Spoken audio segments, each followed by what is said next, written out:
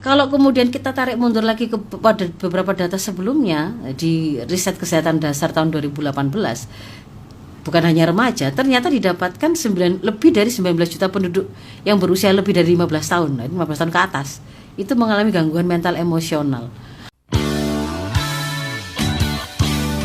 Yang selalu bikin cinta hanyalah satu. Yang selalu bikin cinta hanya Alvito. Assalamualaikum warahmatullahi wabarakatuh, Ustazah. Waalaikumsalam warahmatullahi wabarakatuh. Alhamdulillah.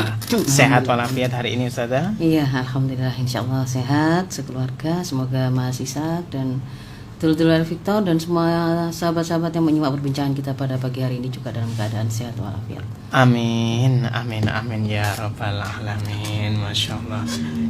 Ustazah, untuk pagi hari ini kira-kira kita akan membahas tentang apa aja, Ustazah? Ya, insya Allah hari ini kita akan berbicara tentang persoalan yang hari ini cukup meresahkan para orang tua, juga mengundang kegalauan mereka ya, seputar mental health problem pada anak-anak kita. Persoalan mental illness, persoalan kesehatan mental yang sering kemudian kok hari ini rasanya mudah sekali kita temui, begitu kita temukan ada pada generasi, pada anak-anak kita begitu. Masya Allah, yang itu kalau iya. sebagai sebagai indikator gitu ya, misalkan ya, dengan mudahnya bahwa kita melihat ada persoalan mental ini, itu adalah beberapa fenomena yang kalau kita di Surabaya akhir-akhir ini sangat sering ya mendapati berita-berita anak-anak minggat, anak-anak bunuh diri, anak-anak kemudian mengeluarkan, kalau kita lihat di sosmed juga mudah sekali bertebaran komentar-komentar yang rasis itu gitu ya, yang menunjukkan juga ada kerentanan mental mereka seperti nggak mau hidup lagi dan seterusnya lah gitu ya. Kalau kita lihat ya, nanti kita coba masuk ke dalam perbincangan ini dengan lebih jauh lagi begitu, Mas Ishak. Masya Allah, ini memang luar biasa sekali, Ustaz, untuk kita bahas, dan juga para ibu-ibu terutama orang tua ya, dalam menjaga keluarganya, terutama anak ini tadi adalah aset yang sangat penting bagi generasi kita. Baik dulur, mari kita simak kajian berikut ini bersama beliau. Silakan Ustazah, waktu kami persilakan. Ya. Tes. Bismillahirrahmanirrahim. Assalamualaikum warahmatullahi wabarakatuh. Waalaikumsalam warahmatullahi wabarakatuh. Alhamdulillahirabbil alamin. Alhamdulillahilladzi arsala rasulahu bil huda wa dinil haqq liyudhhirahu 'ala dini kullihi wa kafa billahi syahida. Asyhadu an la ilaha illallah wa asyhadu anna Muhammadan abduhu wa rasuluh. Allahumma shalli 'ala sayyidina Muhammad wa 'ala ali sayyidina Muhammad. Rabbi shrah li sadri wa yassir li amri wa hlul 'uqdatam min lisani yafqahu qawli. Amma ba'd.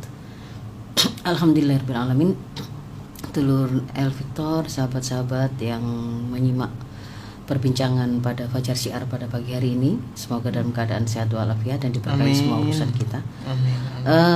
Saya ingin hari ini menjadikan perbincangan kita pada pagi hari ini itu untuk kita mendapatkan sebuah bekal atau amunisi begitu ya, bagaimana kemudian kita bisa mengurai persoalan mental problem atau mental health pada generasi, atau bukan gak hanya pada anak-anak muda kita, sebenarnya juga bisa jadi juga persoalan mental illness ini juga menimpa orang-orang yang lebih dewasa atau orang tua mereka gitu, yang hari ini nanti akan kita coba urai begitu, sehingga bisa kita ketahui petanya bagaimana sebenarnya maraknya mental illness ini tuh terjadi, dari mana asalnya begitu. Harapan memang suaranya hilang timbul. Putus. Oh ya. Jadi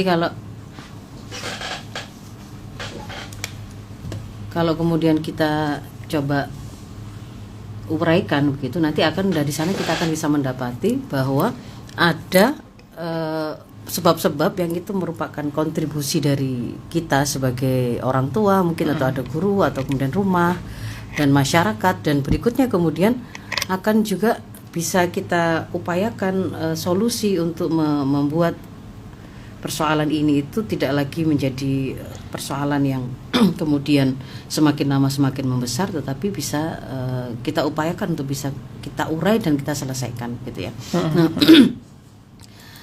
kalau kemudian kita membaca angka gitu ya Mas Ishak ya, membaca persoalan kesehatan mental ini dalam angka, kita akan menemukan ada survei yang dilakukan oleh Indonesia National Adolescent Mental Health Survey di Oktober 2022 yang pada waktu Oktober 2022 itu ketika dirilis itu menjadi sebuah survei yang cukup mengagetkan begitu ya. Yang mengatakan atau mendapatkan hasil temuan bahwa 1 dari 3 remaja Indonesia yang berusia antara 10 sampai 17, berarti dari SD sampai SMA. Ya. Atau mungkin sudah ada yang kuliah juga. Itu 1 dari 3. Jadi kalau ada anak 3 umur segitu di sini ya, SD sampai SMA ada di hadapan kita atau kita ketemu dengan mereka, 1 di antara 3 orang itu memiliki masalah kesehatan mental dalam 12 bulan terakhir. Itu menghitungnya 1 tahun terakhir. Itu yang kemudian mengalami gangguan atau masalah kesehatan mentalnya itu ternyata 1 dari 3 orang. Masya Allah. Kemudian kalau sampai pada terjadi sebuah gangguan sehingga menimbulkan disfungsi atau menimbulkan kesulitan dia itu melakukan tugasnya, itu 1 dari 20 remaja. Jadi kalau kita bicara ada masalah itu ada gejala-gejala, tapi kalau sudah gangguan, sudah menjadi sebuah sakit, itu artinya seseorang tadi itu akhirnya sampai bahkan tidak bisa melaksanakan apa yang menjadi tugas kesehariannya, bahkan mengurusi dirinya juga nggak bisa. Jadi kalau kita mau coba mundur sedikit ke belakang tentang definisi mental atau jiwa yang sehat gitu ya. Kita pakai Undang-Undang Nomor 18 Tahun 2014. Di sana dikatakan kesehatan jiwa itu adalah kondisi di mana seorang individu bisa berkembang baik fisiknya, mentalnya, spiritual, sosialnya, sampai individu itu dia jadi tahu apa kemampuannya. Dia bisa, kalau ada masalah dia bisa mengatasi tekanan itu. Dia kemudian bisa berkontribusi, bekerja secara produktif, dan kemudian mampu melakukan atau memberikan kontribusinya untuk masyarakat di sekitarnya. Nah, itu kan dikatakan sehat itu. Nah, dikatakan mulai ada masalah atau terganggu itu ketika ada pada kondisi di mana kondisi kesehatan itu mempengaruhi tidak hanya akal, tidak hanya pikiran, tapi juga perasaannya, juga perilakunya, juga suasana hatinya, atau kombinasi di antara itu semua yang sampai mempengaruhi kemampuan seseorang itu menjalani kehidupan sehari-hari. Jadi misalkan yang mestinya orang itu paham dia harus menjaga kebersihan tubuhnya dengan misalkan mandi gitu ya. Kalau dia itu lapar, dia itu tahu bagaimana cara memenuhi kebutuhan makannya.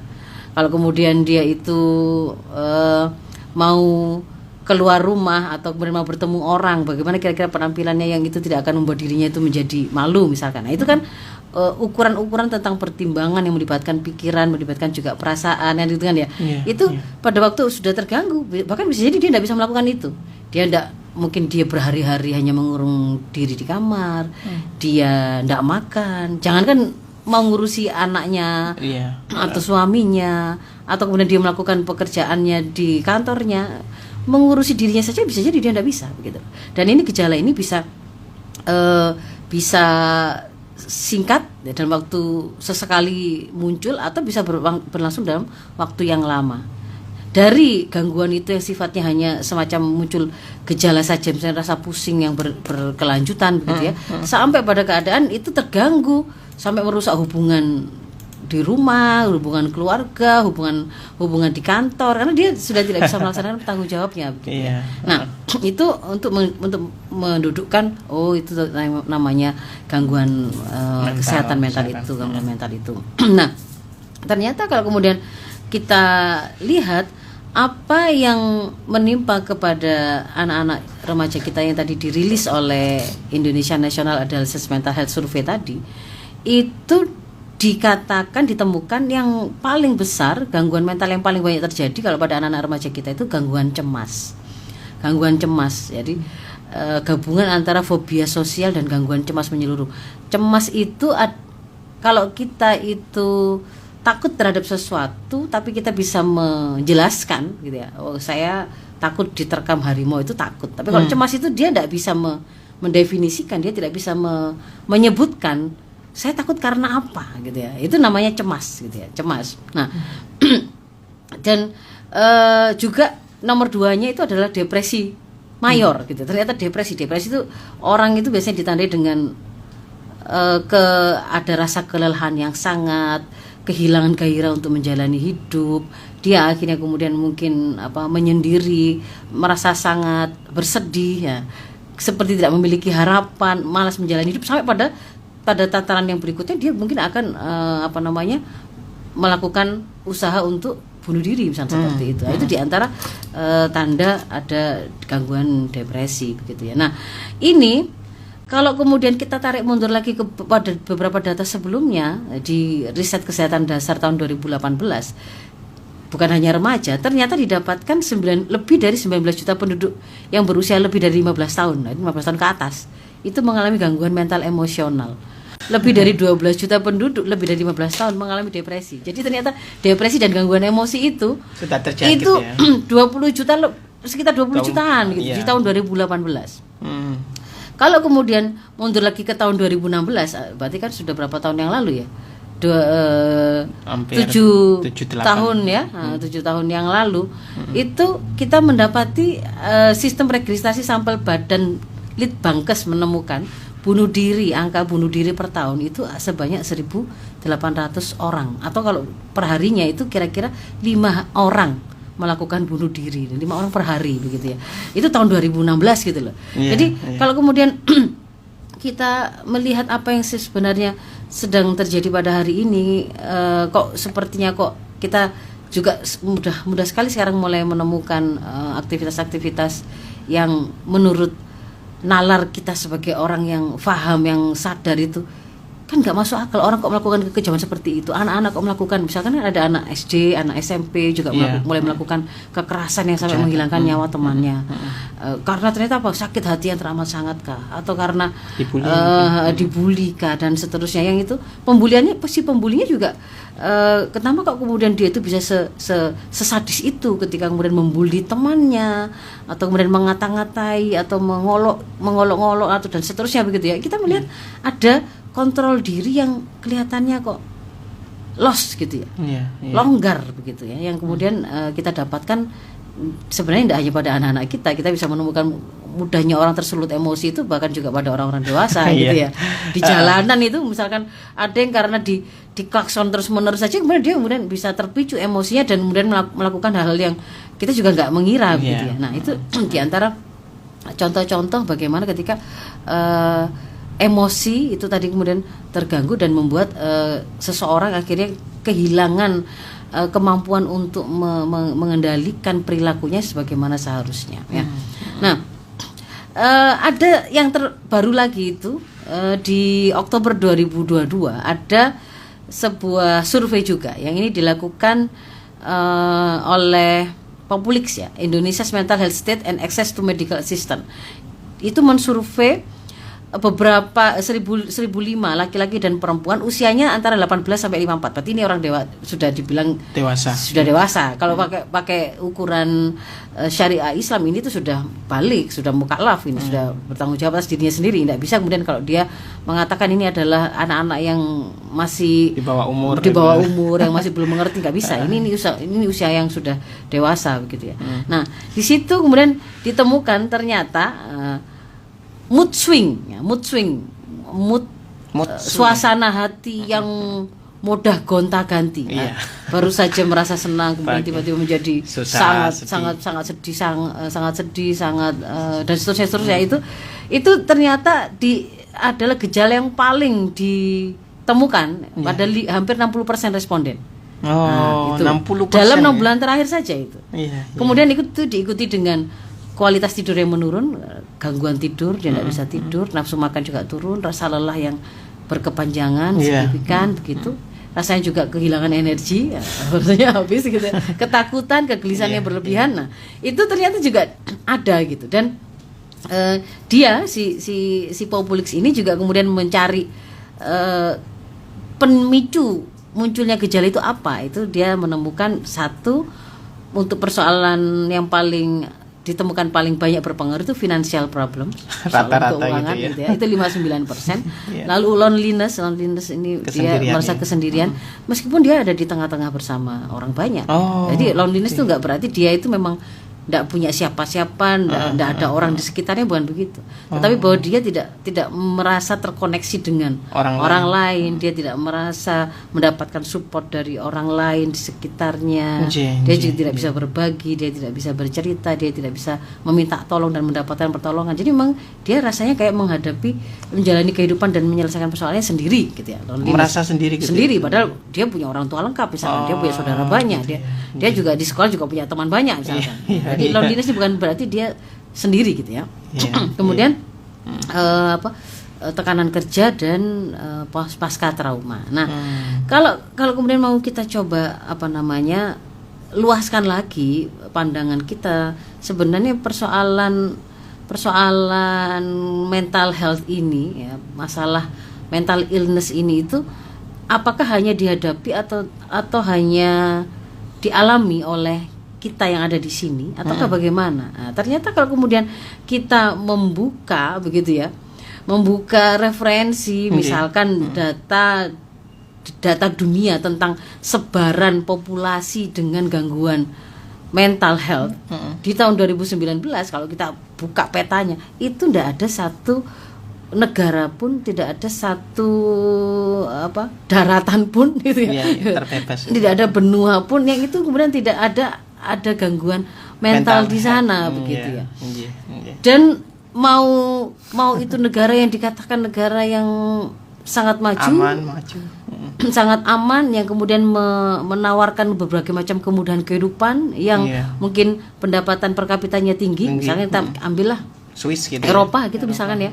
Maka di sana ya ada di Amerika misalkan ada, saya memiliki data di 2022 itu ada annual report tentang mental health America's annual report ya. Di situ dikatakan sebelum COVID, berarti sebelum 2019 atau 2020 ya, itu 19%-nya orang-orang dewasa di sana itu mengalami mental illness, dan ini kemudian naik sampai 1,5 juta gitu ya. Kemudian kalau upaya bunuh diri gitu, di sana juga selama 1 tahun terakhir itu naik lebih sekitar 15% sampai 15%. Nah, kalau kemudian kita lihat apakah itu ada pada hanya orang-orang dewasa saja, kita coba pindah ke Inggris. Di Inggris itu kita dapatkan, saya dari NHS Digital ya, report show, di situ dikatakan 1 dari 6 anak di Inggris itu memiliki probable mental disorder di tahun 2021, 1 dari 6 anak. Kemudian kalau usia 6 sampai 16 tahun itu 39%-nya itu semakin mengalami penurunan kondisi mentalnya dan seterusnya ya. Nah, artinya apa? Kita melihat fenomena ini itu kalau mau dibicarakan sebagai sebuah gangguan kesehatan, sudah ndak layak kalau kemudian kita mengarahkan analisa munculnya atau maraknya masalah kesehatan mental ini semata-mata menjadi sebuah persoalan personal. Oh, itu karena si A itu memang kurang iman saja. Oh, itu karena si B karena dia mengalami keluarga yang broken home. Oh, itu karena si C begitu ya, karena dia pernah mengalami misalkan trauma ini. Enggak, kalau yang kita lihat angka-angka itu seperti ini begitu ya. Dia itu ada di mana-mana. Dia menyerang anak juga orang dewasa. Dia juga menjangkiti laki dan perempuan. Dia juga terjadi di penduduk yang ada di daerah perkotaan, tapi juga di pedesaan, kan gitu kan ya. Artinya berarti kan ini tuh menjadi suatu kondisi penyakit yang menyeluruh. Bahkan kalau kemudian kemarin kita menyebut COVID-19 itu sebagai pandemi begitu ya, karena dia sebuah gangguan kesehatan yang menimpa wilayah itu dalam wilayah yang sangat luas. Pada saat yang sama kita juga mendapati disebut juga pada waktu pandemi COVID itu terjadi double pandemi. Apa double pandeminya itu? Selain COVID juga terungkap bahwa ada banyak sekali gangguan mental yang saat itu kemudian menjadi semakin transparan gitu loh. Kayak panen kayak Iya. kemudian baru kita ketahui begitu ya. Ketika orang itu Kerja. tidak bisa bertemu dengan orang lain, dia ada di rumah semua kemudian serba terbatas terkoneksi, itu kemudian sebenarnya bukan baru terjadi gangguan mental pada saat itu, tidak.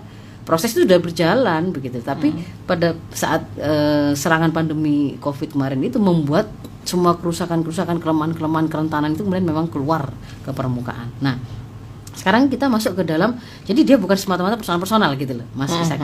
Bukan juga ini hanya faktor keluarga saja, sehingga kemudian kalau kita hanya solusinya hanya pendekatan si A itu berarti harus hanya seperti itu saja, dikasih perhatian, dikasih saran untuk kemudian mendekat secara spiritualnya itu misalkan seperti itu. Sementara kemudian ada banyak faktor lain yang ternyata berpengaruh, nanti akan kita coba lihat, yang tidak akan selesai. Nah, sekarang kita coba urai gitu ya. Kalau menurut Dr. Bloom, kondisi sehat seseorang itu kalau secara umum itu ada beberapa faktor yang mempengaruhi. Ya. Ada faktor genetis. Artinya memang itu dibawa ya, menjadi bakat atau sesuatu yang diturunkan dari generasi sebelumnya. Ada faktor resiko kalau di dalam keluarganya itu ada orang-orang di atasnya, bapak, ibu atau saudara dekatnya dan seterusnya, itu yang memang pernah mengalami gangguan mental ini, dia juga memiliki kesempatan atau probabilitas kemungkinan untuk juga mengalami gangguan lebih besar daripada orang yang tidak punya faktor risiko itu secara genetis. Lalu kemudian dipengaruhi oleh perilaku. Jadi bagaimana ketika kemudian seseorang itu mengalami gejala, lalu bagaimana dia berusaha untuk menindaklanjutinya. Nah, itu faktor kedua, perilaku, dipengaruhi juga oleh lingkungan. Karena nanti kita akan lihat kalau menurut teori yang lain gitu ya, lingkungan dan juga bagaimana pelayanan kesehatan yang ada, sehingga dia apakah akan mendapatkan pertolongan yang adekuat ataukah tidak, itu seperti itu. Nah, kalau masuk ke dalam itu tadi kan gangguan kesehatan secara kesehatan itu dipengaruhi secara umum oleh 4 hal itu kalau menurut Dr. Bloom. Tapi kalau kemudian kita spesifik ke mental disorder, saya langsung pakai saja sebuah penjelasan yang diberikan oleh Prof. Dr. Aris Sudianto, spesialis kesehatan jiwa, guru besar ilmu kedokteran jiwa di Fakultas Kedokteran UNS Solo ya. Jadi beliau menyampaikan bahwa sebenarnya penyebab gangguan jiwa ini memang banyak, tetapi kalau beliau mau sederhanakan supaya membuat kita lebih mudah mengerti, ada 3 golongan. Yang pertama itu hal-hal yang berkaitan dengan gangguan fisik kita, biologis kita atau organ kita. Misalkan seseorang yang dia dulunya adalah pecandu narkoba sampai kemudian merusak otaknya, atau dia pernah mengalami kecelakaan yang kemudian itu membuat otaknya cedera atau sarafnya cedera. Nah, itu sesuatu yang sifatnya organik, fisik, biologis, itu juga berpengaruh. Begitu. Ada kelainan pada otaknya atau karena infeksi tertentu kemudian ternyata membuat dia juga terganggu ya. Atau dia pernah kecanduan obat, kecanduan alkohol, nah, itu berpengaruh di sini, faktor pertama. Faktor yang kedua, ini kaitannya dengan tidak terpenuhinya kebutuhan manusia dalam aspek rasa, emosi, jiwa, begitu ya, mental. Jadi misalkan seseorang itu ini karena salah pola asuh, orang tua yang sangat memanjakan anak gitu. Sangat memanjakan bisa, atau sebaliknya juga. Sangat tidak merawat dan bahkan juga kerap kali melakukan kekerasan baik fisik maupun mental. Mungkin dia sering dikata-katain, dia dihina, direndah-rendahkan, misalnya seperti itu ya. Ada konflik, ada krisis. Nah, ini termasuk yang di nomor 2. Yang ketiga itu adalah faktor gangguan sosial atau lingkungan. Ini berupa stresor, penyebab stres yang bersifat psikososial, mulai dari misalkan persoalan perkawinan, konflik di dalam hubungan antara orang tua dan anak, persoalan hubungan antar personal ketika di dunia kerja, di sekolah, di lingkungan, masalah finansial tadi, masalah hukum, masalah dan seterusnya ya, sejenis dengan itu. Nah, kalau kemudian kita mau gabungkan lagi dengan penjelasan bagaimana sih sebenarnya seseorang itu akhirnya yang mulanya dia itu normal, kemudian kok sampai kemudian jatuh kepada kondisi orang sederhananya mengatakan stres kalau zaman dulu. Sekarang mental illness gitu ya. Kalau dulu kan seringnya stres gitu saja. Zamannya Rhoma Irama. Iya, oh ya. Nah, stres itu sebenarnya istilah stres itu bukan mewakili kondisi patologis atau kondisi sakit sebenarnya aslinya gitu ya. Oh gitu ya. Karena sebenarnya kan kita itu hidup begini nih ya, sebagai seseorang yang hidup bertemu dengan banyak faktor di sekitar kita, orang dan lingkungan dan seterusnya. Stresor sebagai penyebab kita stres itu pasti sesuatu yang alami kita hadapi. Iya kan? Iya. Kita ketemu dengan misalkan mau berangkat ke tempat kerja. Oh, suhunya panas misalkan. Pulang gitu ya. Suhu panas itu bisa jadi stresor. Sumuk itu kan ya. Atau kemudian rasa lapar, rasa haus ya, itu juga, dan di tubuh kita juga bisa menjadi faktor stresor juga. Kemudian kita ngobrol dengan teman, ternyata kemudian sampai terjadi sebuah konflik, itu juga stresor gitu ya. Persaingan dalam mencari uang, dalam persoalan ekonomi atau kemudian melihat kita buka sosmed, kita membaca orang flexing membuat kita kemudian iri. Itu juga stresor gitu. Nah, stresor ini tuh banyak, bahkan mungkin ada pada diri kita sendiri. Misalkan ngaca kemudian lihat ada apa namanya, ada jerawat, bintik, stres di situ misalkan gitu. Itu juga jadi stresor. Jadi stresor itu memang alami, pasti akan kita temui, dan kemudian tubuh kita itu akan meresponnya. Tubuh kita itu akan meresponnya baik secara pemikiran, secara fisik, secara psikis, secara sosial, secara spiritual, kita akan meresponnya, dan respon itulah yang kemudian akan bergabung dengan berkombinasi antara kekuatan stresor dan kemampuan kita menghadapi itu untuk kemudian menjadikan akhirnya kita jadi orang yang stres atau tidak stres.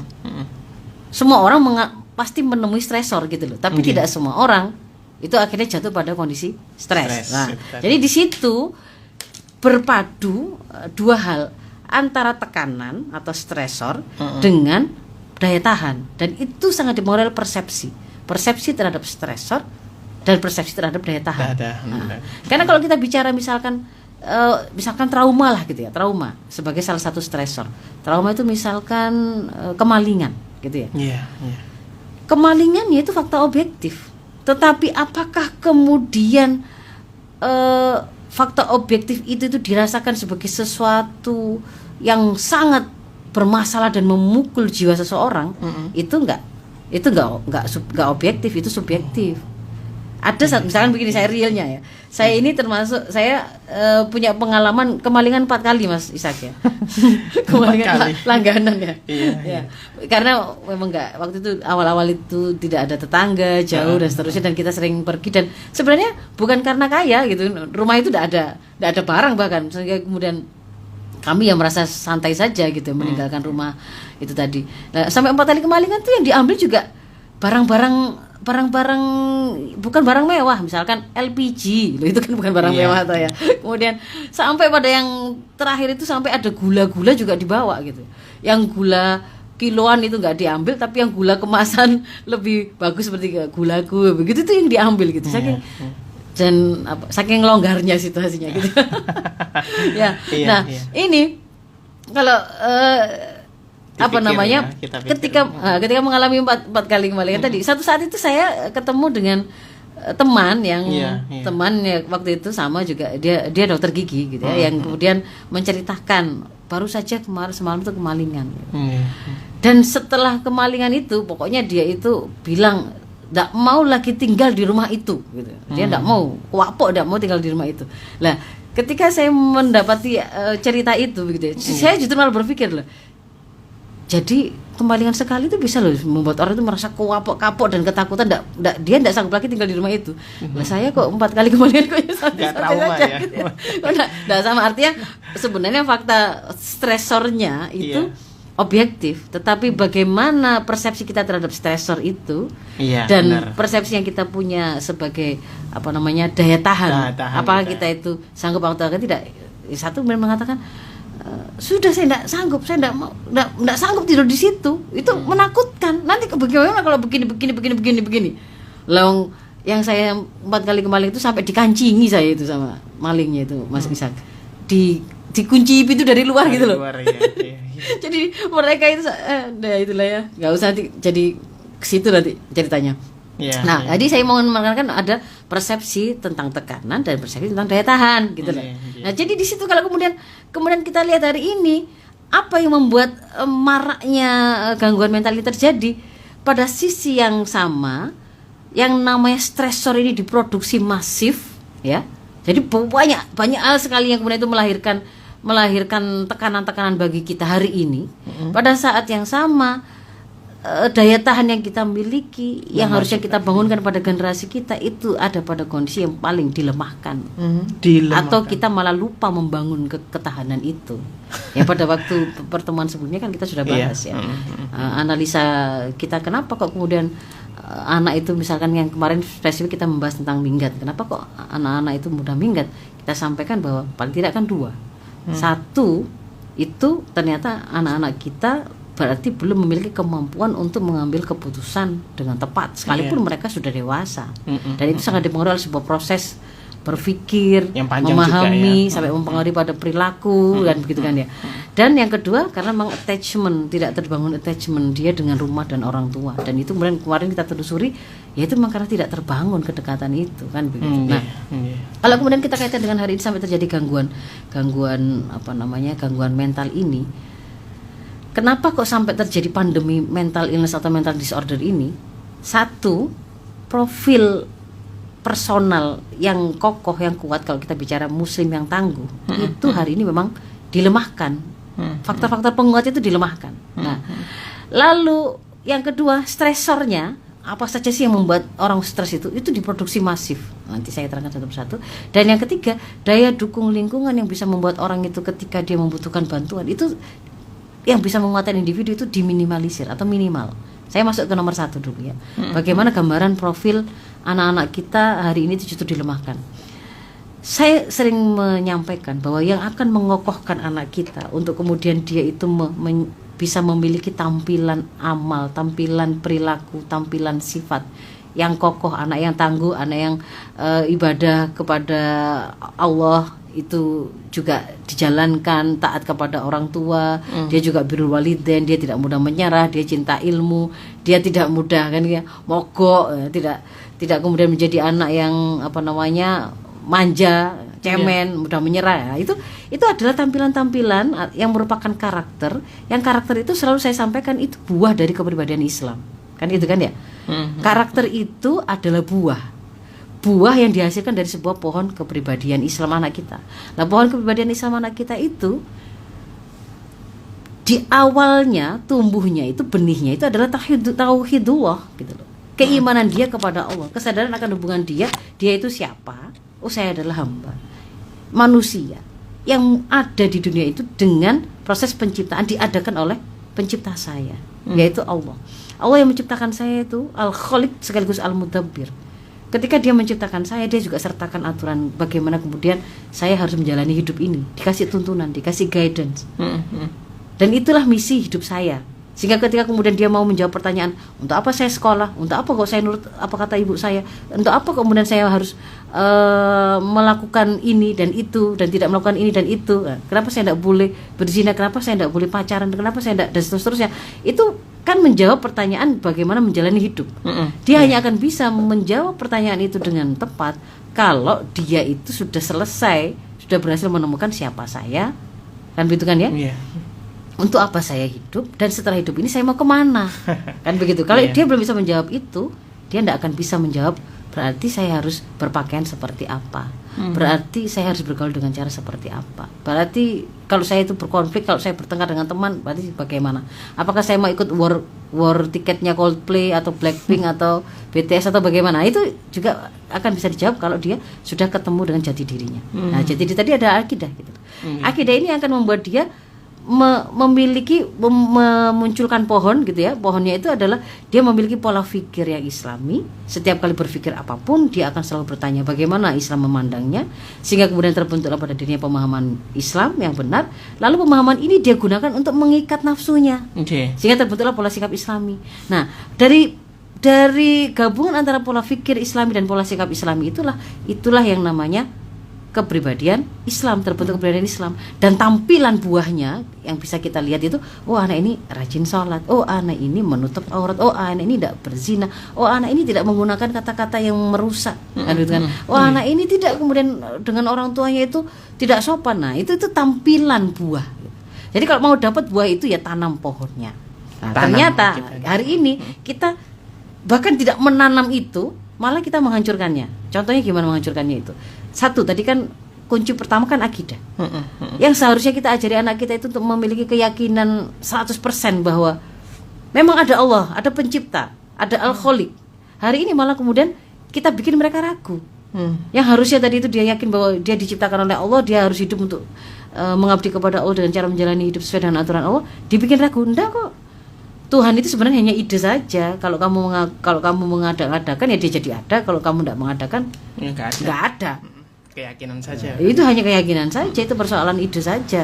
Atau kemudian dia itu sudah mengetahui bahwa ini dia percaya ada Allah, tapi kemudian disamakan loh, Tuhan itu sekedar penamaan saja. Sebenarnya kalau kemudian ada semua agama itu sama. Padahal kan sebenarnya ketika kita mengajarkan akidah yang kuat itu kita ajarkan innad dina indallahil Islam, karena dia harus yakin betul bahwa hanya Islam inilah jalan hidup yang harus dia ambil untuk kemudian dia mengambil seluruh tuntunan-tuntunannya. Kalau kemudian sejak awal digoyang, nggak harus kok semua agama itu sama, nggak harus sholat, nggak harus nggak berzina, nggak harus nggak minum khamr, kalau begitu kan, karena digoyang sejak awal. Ya akidahnya kita runtuhkan dengan melakukan ide-ide sinkretisme yang membuat menyamakan semua agama, mengatakan itu ada ide-ide saja, kekhayalan saja. Akhirnya anak-anak agnostik. Lalu yang kedua yang menguatkan generasi kita itu sebenarnya adalah kesadaran bahwa kalau dia itu muslim berarti saya harus hidup sesuai dengan tuntunan syariah. Nah ini juga digoncang dengan cara apa? Ide sekuler, Mas Ishak. Sebenarnya kamu mau agama apapun terserah, pokoknya ketika bicara tentang bagaimana bergaul, bagaimana kamu kerja, bagaimana kamu menata ekonomi, tinggalkan agama sekuler. Nah, prinsip sekuler ini itu meruntuhkan kekuatan kepribadian Islam anak-anak kita. Karena yang tadinya itu mereka paham bahwa saya ini hidup itu di bawah pengawasan Allah, itu kan akidah. Allah akan menilai bagaimana seluruh aktivitas saya, akan diminta pertanggungjawaban. Sekarang kemudian tiba-tiba gak apa-apa kok, kamu cukup ngakui Allah itu ada, agama Islam gak masalah. Tapi kalau hidup, kalau kamu kemudian ngatur ekonomi, kamu kerja, kamu bergaul, kamu apa, gak usah bawa agama. Agama tempatnya itu hanya di ruang privat, di masjid saja. Nah kan gak betul, itu malah melemahkan. Akhirnya kan mereka gak merasa wajib menutup aurat, gak merasa wajib untuk kemudian menghindari atau menjauhi hal-hal yang mengantarkan pada zina, kan begitu kan, dan seterusnya. Nah yang ketiga yang juga sebenarnya itu adalah kunci kekuatan anak kita yang akan menjadi sumber solusi kalau mereka itu punya masalah, yaitu tertunjuknya mereka oleh syariah ini, oleh fikih-fikih Islam, tuntunan Islam, itu malah kita serang, malah kita lemahkan. Bagaimana bentuknya? Ketika anak-anak kita itu kemudian terlihat mendekat kepada syariah, kelihatan belajar, ya, mempelajari Quran, menghafalkannya, kok malah kita bully? Misalkan pernah ada kan ya? Bullying itu tadi. Ada bully, ada pembulian yang dilakukan pada waktu dulu zaman-zaman masih vaksin itu kan, ada rombongan anak-anak penghafal Quran yang mereka pada waktu antri menunggu dapat giliran vaksin itu kan, mereka menutup telinga karena sedang disetelkan musik yang sangat keras yang menurut mereka itu bisa mengganggu hafalannya. Tapi kan kemudian bahkan itu pejabat itu yang kemudian mengatakan, lihat ini pendidikan kayak apa begini nih yang membuat mereka jadinya itu radikal seperti ini.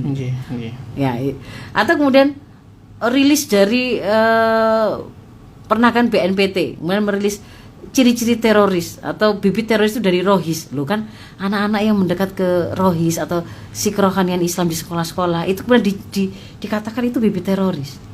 Atau ciri-ciri teroris itu yang dahinya atau jidatnya itu hitam karena kebanyakan sholat malam atau suka berbahasa Arab.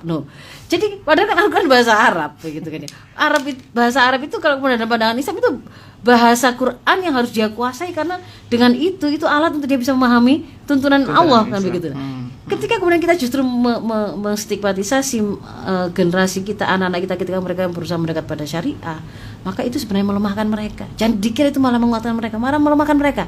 Akhirnya kan mereka malah nggak ngerti toh sebenarnya zina itu halal atau haram sih, nggak ngerti loh. Ada loh yang nggak mengerti sholat wajib itu sebenarnya kewajiban, bukan fanatisme. Jadi saya dulu pernah waktu SMA SMA itu kan ada waktu masuk siang ya, enggak tahu kalau Mas Ishak ya. Generasi Mas Ishak itu masih sekolah siang enggak ya? Sekolahnya itu siang gitu ya. Yang itu berarti sholat duhur, asar, mungkin bahkan sampai maghrib itu mungkin kalau yang jauh akan sholat di sekolah. Nah kita melihat ada teman itu muslim tapi kok nggak pernah kelihatan sholat duhur atau asar atau apapun gitu ya, nggak kelihatan. Kan kewajiban sesama muslim kan mengingatkan. Kita tanya, ternyata jawabannya ya karena saya itu tidak boleh orang tua untuk fanatik. Sholat itu fanatik. Sholat 5 waktu itu fanatik ternyata. Saya kayak nggak paham ya kan begitu ya. Padahal ketika seorang muslim, seseorang itu tidak terkoneksi dengan Allah, dia tidak lagi menjalin hubungan dengan Allah. Sholat itu kan menjalin hubungan dengan Allah. Ketika dia tidak terkoneksi dengan itu, maka dia terputus koneksinya dengan sumber dari segala sumber kekuatan. Dia hanya akan melihat kemampuan untuk menyelesaikan masalah itu yang ada pada dirinya saja kan. Dan siapa yang kemudian bisa menolong di sekitarnya. Dia tidak bisa melihat ada skenario, ada tangan Allah yang tidak terlihat, kemampuan Allah yang tidak dibatasi oleh dimensi ruang dan waktu dan seterusnya itu dia tidak bisa lihat itu, tidak paham itu. Jadi itu akan melemahkan dia, kan begitu kan. Jadi semakin seorang anak kita itu semakin paham bagaimana tuntunan Islam bagi menjalani hidup, dia seperti dituntun untuk menemukan solusinya. Dia akan tercegah dari melakukan zina bukan karena sudah kadung zina duluan lalu dia merasakan oh ternyata begini ya rusaknya ya, ternyata begini ya ndak enaknya ya, ditinggal oleh pacar setelah dihamili lalu ndak ada yang bertanggung jawab. Dia ndak perlu melakukan kesalahan itu karena sejak awal dia sudah paham gitu loh ya. Ini 3 hal yang kemudian ternyata hari ini dilemahkan atau mungkin tidak kita bangun, padahal itu kunci yang akan membentuk persepsi daya tahan yang dimiliki oleh anak-anak kita. Ya, itu yang pertama. Yang kedua, yang faktor stresor. Stresornya hari ini diproduksi massal, masif. Iya, karena contohnya begitu ya.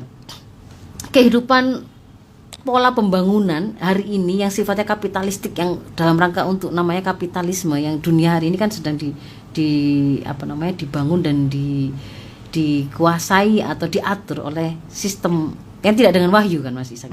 Sekuler, yang kapitalisme, yang kapitalistik. Kapitalisme itu artinya kan ide yang menjadikan kapital itu sebagai penentu. Itu baik buruk, mulia tidak. Orang akan dinilai, oh ini orang yang sultan atau tidak sultan, yang perlu mendapatkan pelayanan segera dengan mana yang bisa diabaikan, terhormat atau tidak, mulia atau tidak. Itu kan dari tampilan-tampilan yang sifatnya fisik, ya kan? Oh, bagaimana bajunya, mentereng atau tidak kendaraannya, uangnya dan seterusnya. Mulia tidak mulia, bahagia dan tidak bahagia juga ukurannya adalah materi. Sehingga kemudian kalau kita cermati bahkan ketika membangun peradaban itu loh, juga polanya seperti itu, akumulasi modal. Orang membangun perkotaan itu kemudian bagaimana supaya orang itu menginginkan mendapatkan rumah yang berview sunrise sunset, sampai matahari terbit dan matahari terbenam pun kemudian akhirnya itu bisa dijual. Gitu kan ya? Dijual. Siapa yang kemudian bisa membelinya? Itu adalah para pemodal, kan gitu kan ya? Maka ada persaingan dalam mendapatkan rumah, tanah. Itu. Karena persaingan untuk mendapatkan, orang kan semuanya ingin, karena pembangunan itu terpusat di kota, semua ingin mendapatkan cuan dari sana, kesejahteraan di sana, datang ke sana, urbanisasi gitu kan ya, pengen dapat kerja di sana, tapi kemudian menimbulkan masalah tanah yang semakin sempit. Dan semakin sempit itu ternyata kemudian juga dimenangkan lahan itu tadi oleh mereka-mereka yang punya cuan, oligarki. Yang itu tadi mereka kemudian menawarkan kemewahan lagi, seperti Anda mau kalau setiap buka mata langsung dapat view laut. Nah, akhirnya kan itu dikuasai gitu. Semua sepanjang pantai itu adalah tanah yang sudah dikuasai oleh mereka, oligarki. Yang kemudian berview matahari dikuasai oleh oligarki. Akhirnya apa? Orang-orang yang tidak memiliki kemampuan secara ekonomi, dia semakin tersingkir kan? Tersingkir ke pinggiran, tersingkir di bawah, tidak punya tanah, dia di bawah di jembatan dan seterusnya. Dan itu menjadi persaingan tersendiri. Raihan ekonomi yang dijadikan sebagai raihan tertinggi dan ukuran sejahtera, ukuran bahagia, itu membuat orang akhirnya kan berusaha mati-matian meraihnya. Materi tadi. Akhirnya yang bapak-bapak, ibu-ibu tidak bisa ketemu sama anak-anaknya jatuh pada loneliness. Si bapak dan ibunya dengan persaingan ekonomi yang begitu kuat juga stres sendiri, tidak sanggup mengurusi anaknya, tidak sanggup dengan pasangannya, perceraian, perselingkuhan, kemudian muncul dark spot itu setiap kalau kita bicara pembangunan perkotaan ala kapitalis selalu diikuti ada kemajuan secara fisik, tapi juga ada kemunculan dark spot. Dark spot itu area-area hitam yang kemudian di situ menjadi pusat-pusat kemaksiatan atau kerusakan. Jadi akhirnya ada orang yang menjadi pusat perjudian, nah, prostitusi, narkoba. Nah, itu seperti itu. Karena dark spot itu. Iya, karena ada orang-orang yang tersingkir kan. Ada orang bagaimana kemudian miskin tapi pengen cepat kaya, masuklah dia ke perjudian.